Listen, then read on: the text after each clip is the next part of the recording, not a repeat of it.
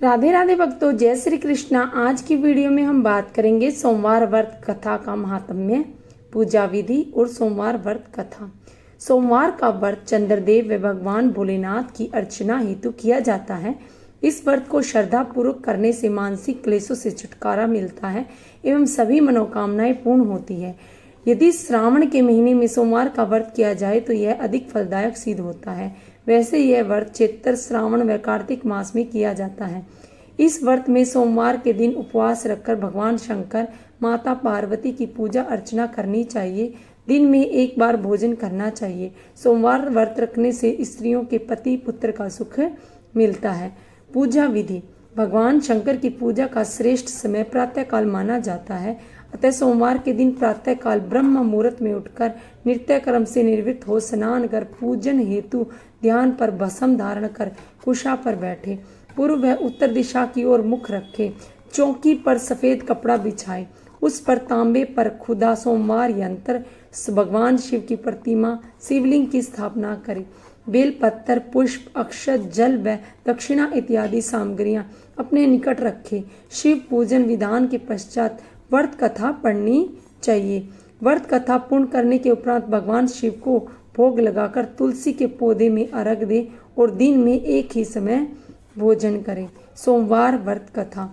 एक साहूकार बहुत अमीर था। उसके पास धन की कोई कमी नहीं थी। साहूकार के पास सभी सुख और ऐश्वर्य के साधन थे, किंतु उसे एक ही दुख था कि उसके कोई औलाद नहीं थी। दिन रात वह इसी चिंता में लगा रहता। पुत्र पाने के लिए वह हर सोमवार को भगवान चंद्रदेव व शिव जी की पूजा करता व व्रत रखता था। साहूकार की भोलेनाथ के प्रति ऐसी भावना देखकर एक बार माता पार्वती जी शिव जी से कहा, हे नाथ, ये साहूकार आपका अनन्य भक्त है और सदैव ही आपका व्रत और पूजा भक्ति भाव से करता है। आप कृपा करके इसकी मनोकामनाओं को पूर्ण कर दें। पार्वती जी के ऐसे वचन सुनकर भोलेनाथ ने माता पार्वती से कहा, हे पार्वती, यह संसार एक कर्म क्षेत्र है। यहाँ जो भी जैसा कार्य करता है उसे वैसा ही फल मिलता है, अर्थात जैसा कार्य मनुष्य करता है वैसा ही परिणाम भोगता है। किंतु माता पार्वती आग्रहपूर्ण बोली, हे महादेव, यह आपका अनन्य भक्त है। यदि इसको कोई भी दुख होता है तो आपको उसे दूर करना चाहिए। यदि आप अपने भक्तों की मनोकामनाएं पूर्ण नहीं करेंगे तो क्यों मनुष्य आपकी भक्ति व सेवा करेंगे। पार्वती जी के इस आग्रह को सुनकर शिव जी ने कहा, हे शिवे, इस साहूकार के कोई पुत्र नहीं है। इसी कारण यह दिन रात चिंतित व दुखी रहता है। इसके भाग्य में संतान न होने पर भी मैं इसे पुत्र प्राप्ति के लिए वरदान देता हूँ, किंतु इसका पुत्र केवल 12 वर्ष तक ही जीवित रह सकता है। इसके बाद वह मर जाएगा। इससे अधिक मैं इस साहूकार के लिए कुछ नहीं कर सकता। ये सब बातें साहूकार सुन रहा था। उसे ये सारी बातें सुनकर न तो कोई खुशी हुई और न ही कोई दुख। वह पूर्व व्रत शिव जी की पूजा व व्रत करता रहा, किंतु कुछ समय पश्चात साहूकार की पत्नी गर्भवती हो गई और 10वें महीने उसने एक सुंदर पुत्र को जन्म दिया। साहूकार के घर में बहुत खुशियां मनाई गई, किंतु साहूकार को अपने पुत्र की 12 वर्ष की उम्र जानकर कोई खुशी प्रकट नहीं की। इस संबंध में किसी को कोई भेद भी नहीं बताया। वह बालक धीरे धीरे बड़ा होने लगा। जब वह बालक 11 साल का हो गया तो बालक की माता ने साहूकार से उसके विवाह की बात कही, किंतु साहूकार ने कहा कि मैं इसे काशी पढ़ने भेजूंगा। साहूकार ने अपने साले को बुलाकर कहा कि तुम इस बालक को काशी पढ़ने ले जाओ और विधिवत शिक्षा ग्रहण कराओ। साहूकार ने उसको बहुत सा धन देकर कहा, और रास्ते में जहाँ कहीं भी ठहरो वहाँ यज्ञ और ब्राह्मणों को भोजन कराते जाना। इस प्रकार वह दोनों मामा भांजे रास्ते में यज्ञ करते, दान देते और ब्राह्मणों को भोजन कराते जा रहे थे। रास्ते में एक शहर पड़ा। उस शहर के राजा की कन्या का विवाह था। उस एक अन्य राजा का लड़का बारात लेकर आया, लेकिन वह एकांत से काना था। लड़के के पिता को इस बात की चिंता थी कि वर को देखकर कन्या के माता पिता विवाह में कोई सी प्रकार की अड़चन न डाले। इसी कारण जब उन्होंने साहूकार के अति सुंदर बेटे को देखा तो मन में विचार किया कि क्यों नहीं इस लड़के से विवाह का कार्य पूर्ण करा लिया जाए।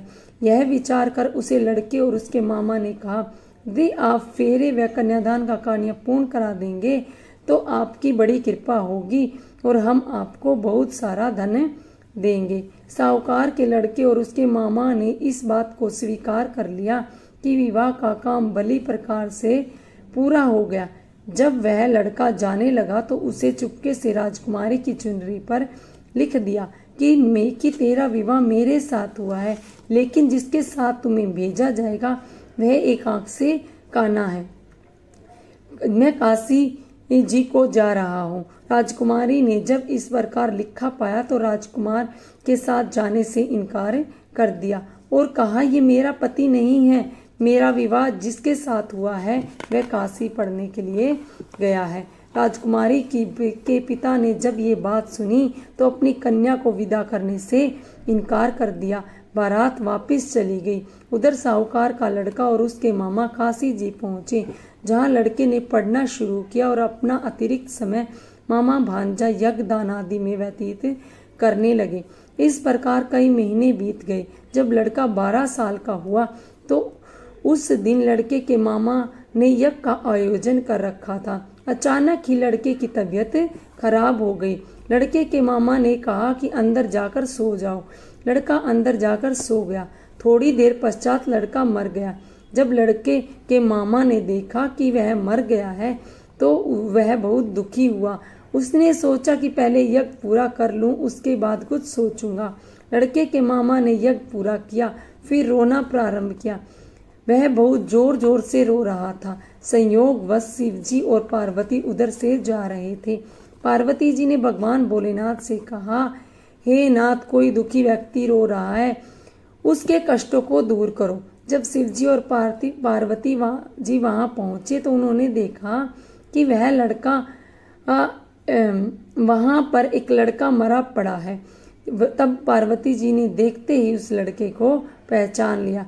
पार्वती जी ने लड़के के मरने का कारण पूछा तो भोलेनाथ ने कहा, हे गौरी, इस लड़के की आयु इतनी ही थी, यह अपनी आयु पूरी कर चुका है।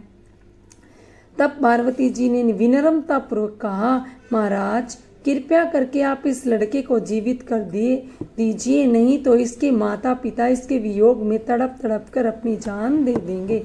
माता पार्वती की बात सुनकर शिवजी ने लड़के को पुनः जीवित कर दिया। शिवजी की कृपा से लड़का जीवित हो गया। शिव शंकर व पार्वती शिवधाम चले गए।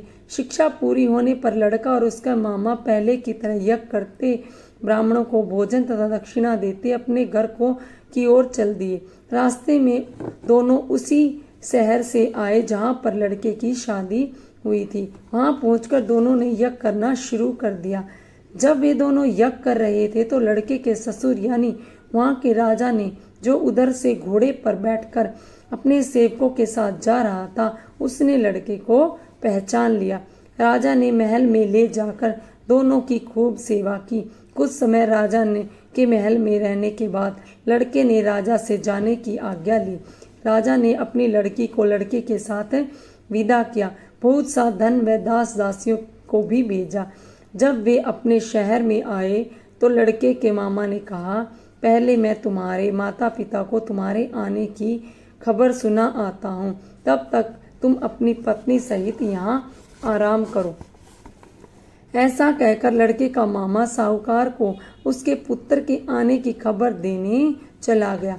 घर आकर उसने देखा कि उसके बहन और बहनोई छत पर बैठे हैं और उन्होंने यह प्रण कर रखा कि यदि उसका बेटा जीवित लौटा है तो वो छत से नीचे उतर आएंगे, नहीं तो छत से कूदकर अपने प्राण त्याग देंगे।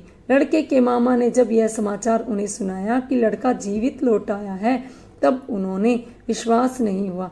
तब लड़के के मामा ने शपथ खाकर कहा कि आपका पुत्र अपनी स्त्री और बहुत से धन और दास दासियों सहित घर आया है। तब साहूकार और उसकी पत्नी छत से नीचे उतर आए और प्रसन्नता के साथ अपने बेटे और बहू का स्वागत किया। सभी प्रसन्नता के साथ रहने लगी।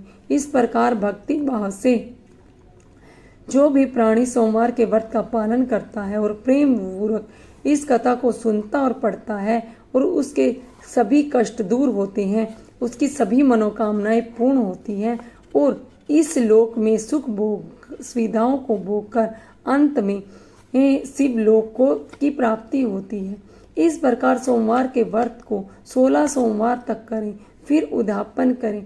इस व्रत के प्रभाव से मनुष्य की सभी मनोकामनाएं व सुख संपत्ति की प्राप्ति होती है। विशेष महत्व इस व्रत के बारे में कहा जाता है कि ग्रहण आदि के जप, ध्यान, हवन और उपासन, दान, सत्कार्य करने से जो फल मिलता है वही फल सोमवार का व्रत से मिलता है।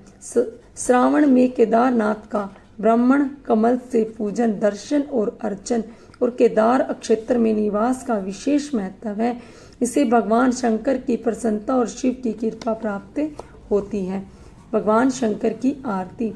जय शिव ओमकारा, भज शिव ओमकारा, ब्रह्मा विष्णु सदा शिव, अर्धांगिनी धारा। ओम जय शिव ओमकारा। एकानन चतुरानन पंचानन राजे, हंसानन गरुड़ासन, वृषवाहन साजे। ओम जय शिव ओमकारा। दो भुजा चार चतुर्दश, 10 भुजाति सोहे, तीनों रूप निखरते, त्रिभुवन जन मोहे। ओम जय शिव ओमकारा। अक्षमाला वनमाला, रुंडमाला धारी, त्रिपुरारी कंसारी, करमाला धारी। ओम जय शिव ओमकारा। श्वेतांबर पीतांबर, बाघांबर आगे, अंगे सनकादि गरुड़ादिक भूतांगिक संगे। ओम जय शिव ओमकारा। कर के मध्य कमंडलु, चक्र त्रिशूलधारी, सुखकारी दुखकारी, जनपालनकारी। ओम जय शिव ओमकारा। ब्रह्मा विष्णु सदा शिव, जानत अविवेका, प्राण वाक्षर में सुशोभित, ये तीनों एका। ओम जय शिव ओमकारा। त्रिगुण स्वामी जी की आरती, जो कोई नर गावे, कहत शिवानंद स्वामी, सुख संपत्ति पावे। ओम जय शिव ओमकारा। राधे राधे भक्तों, जय श्री कृष्ण, हर हर महादेव।